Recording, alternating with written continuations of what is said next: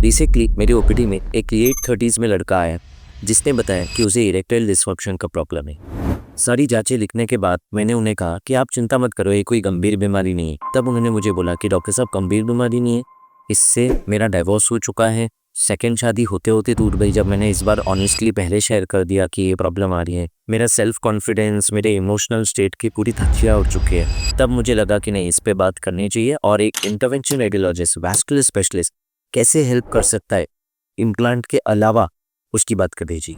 देखिए, अगर आप एक पुरुष को और बिना इरेक्शन में प्रॉब्लम आ रहा है, या आप एक सी हो और आपके बॉयफ्रेंड या हस्बैंड को ये दिक्कत आ रही है, इसके कई कारण होते हैं, लेकिन वन ऑफ द कॉमनेस्ट कारण होता है वैस्कुलर या खून की नसों से रिलेटेड। इरेक्शन का प्रोसेस एक बहुत सिंपल प्रोसेस है। जब भी आपको स्टिमुलेशन मिलता है, चाहे वो फार्मेकोलॉजिकल फॉर्म में हो, यानी कि हमें इंजेक्शन दे जिससे पेनिस को ब्लड फ्लो बढ़ जाए, या फिर वो इमोशनल फॉर्म में हो, आप कुछ पॉर्न वीडियो देख रहे हो या आपका पार्टनर आपको स्टिमुलेट कर रहा है फोर्थ प्लेस से, तब हार्ट से बहुत ज़्यादा फ्लो पेनिस की तरफ गश करता है, जिसकी वजह से इरेक्शन होता है। लेकिन सिर्फ इरेक्शन ट्रांजिएंटली होना ज़रूरी नहीं है, उसका ठहरना भी ज़रूरी है, जो तब होगा जब वेन्स के वाल्व बंद हो जाएंगे और खून को जल्दी वापस नहीं निकल लेने के रेते की तरह। पहली प्रॉब्लम है आर्टेरियल इंसफिशिएंसी, जिसमें खून पेनिस की तरफ आ ही नहीं रहा है, क्योंकि जो नसें खून लेकर आती है उनमें कहीं ना कहीं कोलेस्ट्रॉल ब्लॉकेज है या वो बंद हो चुकी है। ये चीज़ मिडिल एज और डायबिटीज़ में बहुत कॉमनली देखी जाती है, और ओल्ड एज डायबिटिक्स में भी, जहाँ पे जो कोलेस्ट्रॉल प्लाक्स हार्ट की नसों को ब्लॉक कर सकता है, वो पेनिस की नसों को भी ब्लॉक कर सकता है। और सेकंड, इससे कई ज़्यादा कॉमन कारण है वीनस लीक। खून आ तो अच्छा रहा है, कोई ब्लॉकेज नहीं है, लेकिन ठहर नहीं रहा है, क्योंकि जो वेन्स को पकड़ के रखना है खून को, उनके वाल्व डैमेज हो गए और वो खून जल्दी वापस लौट रहा है हृदय की तरह। मेरे एक्सपीरियंस में हम जो देख रहे हैं, ये बहुत कॉमन या वन ऑफ द कॉमनेस्ट कारण बनता जा रहा है इरेक्टाइल डिसफंक्शन का। ये पूरे प्रोसेस को बोलते हैं वैस्कुलर इरेक्टाइल डिसफंक्शन। अगर आर्टेरियल हो तो आर्टेरियल इरेक्टाइल डिसफंक्शन, वेन्स के लीक की वजह से हो तो वेनोजेनिक इरेक्टाइल डिसफंक्शन। अब आगे देखेंगे कि इसको डायग्नोस कैसे करें और ट्रीट कैसे करें। डायग्नोसिस या जांच के लिए इसके मोस्ट कॉमन बेस्ट टेस्ट है पिनाइल डॉपलर। जी हाँ, ये एक स्पेशल टेस्ट है जो हर रेडियोलॉजी सेंटर नहीं करता है या इमेजिंग सेंटर नहीं करता है। इसके लिए जो स्पेशलिस्ट सेंटर है आपको जाना पड़ेगा, कम से कम आधे से पौने घंटे का टाइम लेकर। सबसे पहले वो आपके पेनिस का ब्लड फ्लो चेक करेंगे सोनोग्राफी पे, कलर अल्ट्रासाउंड से, डॉपलर से। उसके बाद वो पेनिस में ही एक छोटा सा इंजेक्शन लेगी, जिससे एक आर्टिफिशियल इरेक्शन हम स्टिमुलेट कर रहे हैं, इवन चाहे आप पॉर्न ना देख रहे हो, चाहे कोई स्टिमुलेशन ना हो। सुनने में बहुत अजीब लगता है कि पेनिस में इंजेक्शन देंगे, पर इंसुलिन इंजेक्शन होता है उतना पतला, जिससे डायबिटिक्स खुद को इंसुलिन देते हैं और कोई ज़्यादा तकलीफ या दिक्कत नहीं आती। पेनिस में वो इंजेक्शन दिया जाता है, उससे इरेक्शन स्टिमुलेट होता है। हर 5 मिनट में रेडियोलॉजिस्ट डॉपलर करते हैं और देखते हैं कि फ्लो कैसे चेंज हो रहा है। सिस्टोल और डायस्टोल 2 फेजेस होते हैं, उनकी वैल्यूज़ देखते हैं, उनका वेवफॉर्म देखते हैं, और इस फ्लो एनालिसिस से पता करता है कि डॉपलर नॉर्मल है, यानी कि ब्लड आ भी रहा है और ठहर भी रहा है, या वो एबनॉर्मल है, या तो आर्टेरियल ब्लड कम आ रहा है, या फिर आ तो रहा है लेकिन ठहर नहीं रहा है, वेनस लीक हो रहा है। ये सब कुछ अच्छे से इस डॉपलर द्वारा डायग्नोस हो सकता है। ऑफ कोर्स ग्लिचेस आ सकते हैं, रिपोर्ट रॉन्ग हो सकती है, या आप एक कंफर्म करने के लिए सेकंड टेस्ट एक अनबाइज सेंटर से करा सकते हो। और अगर दोनों रिपोर्ट सेम बोलती है, लेट से दोनों रिपोर्ट बोलती है वीनस लीक, तो हमें पता है कि हाँ, वीनस लीक प्रॉब्लम है, और फिर डिस्कस करेंगे कि नेक्स्ट स्टेप क्या होना चाहिए। डायग्नोसिस के बाद आप एक एंड्रोलॉजिस्ट और एक इंटरवेंशन रेडियोलॉजिस्ट से मिल सकते हो, वैस्कुलर स्पेशलिस्ट, और आगे वो आपको गाइड करे।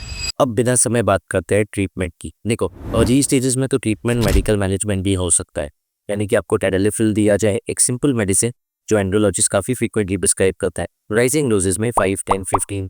और जब भी आपको सेक्सुअल इंटरकोर्स में इन्वॉल्व होना है, उसके पहले आपको मेडिसिन लो, मोर और लेस सेटिस्फैक्ट्री रहे।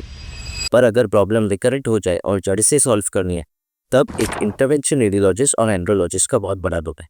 वैसे तो बहुत सारे माइनर मैनेजमेंट्स हैं, ई शॉट यानी कि प्लेटलेट रिच प्लाज्मा का शॉट दे देना पेनिस में ही, शॉकवेव थेरेपी एक आधुनिक टेक्निक है जिसे दिया जाता है, जिससे कभी कभी फायदा मिलता है। बहुत सारे ऑप्शंस है, लेकिन जड़ से ट्रीटमेंट अगर करनी है तो पहले इंटरवेंशन रेडियोलॉजिस्ट से मिलना पड़ेगा।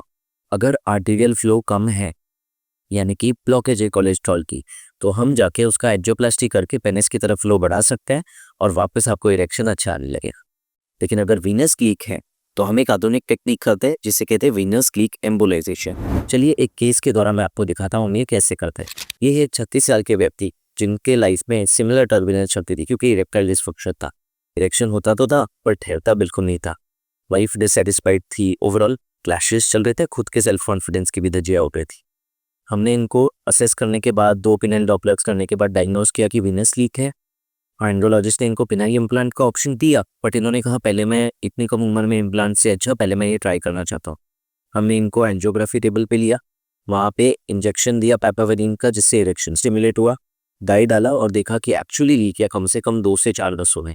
हम इनके पेडिस की डीप डॉर्सल वेन से पतली सी तार ले गए और उससे पूरी वेन्स को ग्लू से बंद कर दिया। फिर भी जब हमने वापस चेक किया तो लीक अभी भी परसिस्टेंट था कुछ नई वेन्स से। तो हम उनके थाई से उल्टे रास्ते से रेट्रोग्रेड टेक्निक बोलते हैं वायर और माइक्रो कैथेटर ले गए, पतली तार 1.98 फ्रेंच यानी कि 0.4 मिलीमीटर डायमीटर, और उसको उन नसों में ले गए जहां परसिस्टेंट लीक हो रहा था, उसमें और ग्लू डाला और पूरी तरह ये लीक को वक्त कर दिया। इसके बाद हमने 3 महीने तक इंतजार किया।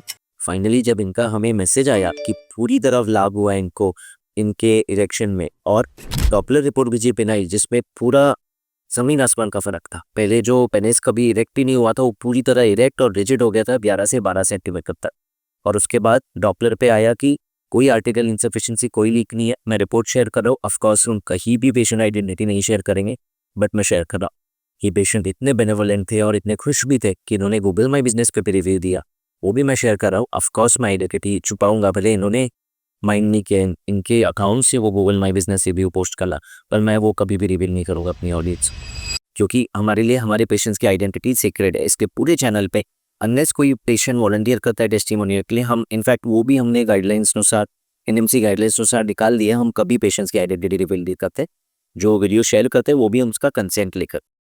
सो इनकी रिपोर्ट में रेडियोलॉजिकली क्लिनिकली पूरा सक्सेस, इनका overall self confidence, married life, partner satisfaction इतना इंप्रूव हो गया एंड हम बहुत खुश है कि अब इनको ये बेनिफिट दिया। अब ये 3 मंथ का फॉलोअप है, हमारे कुछ पेशेंट्स का हमारे पास 5 ईयर 10 ईयर फॉलोअप भी है। अभी तक तो रिजल्ट्स भगवान की दया से अच्छी चल रहे।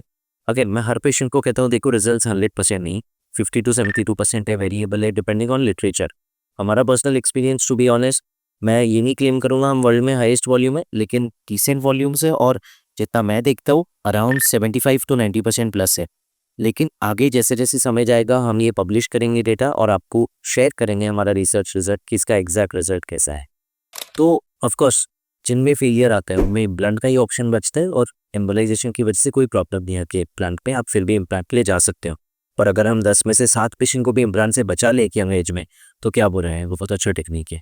ऑफकोर्स आप में से बहुत लोग बोलते हैं सर हम मिडिल क्लास से हैं, ये टेक्निक्स महंगी है। देखिए डेफिनेटली महंगी है, 1.5 से पौने 2 लाख का खर्चा है, क्योंकि इसमें जो औजार है वही बहुत महंगा है, वही 1 लाख प्लस है, और आपके हॉस्पिटल रूम कैटेगरी के हिसाब से वो भी चेंज हो सकता है।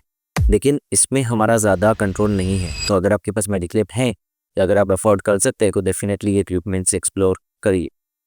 वीडियो को बहुत लंबा नहीं खींचूंगा, मैं इसके साथ यहाँ पे अंत करूँगा ये कहते हुए कि अगर इरेक्टाइल डिसफंक्शन है प्लीज़ एक एंड्रोलॉजिस्ट और एक वैस्कुलर स्पेशलिस्ट यानी कि इंटरवेंशन रेडियोलॉजिस्ट से मिले। ये दोनों मैजिकल स्पेशलिटीज़ है जो आपको आपका सेल्फ कॉन्फिडेंस, आपका मैरिड बैलेंस वापस दे सकती है, आपका इमोशनल सेहत में हेल्प कर सकती है, होपफुली बिना इम्प्लांट के, लास्ट चॉइस विद इम्प्लांट के। तो ऐसे और वीडियोस देखने के लिए प्लीज़ चैनल से जुड़े रहें। कभी कभी इरेक्टाइल डिसफंक्शन का कॉमन कॉज वेरिकोसील होता है, जिसके लिए मैं 2 वीडियोस देगा जो आपको बहुत हेल्प करेंगे इस स्टेप में। सुरक्षित रहे, सशक्त रहे।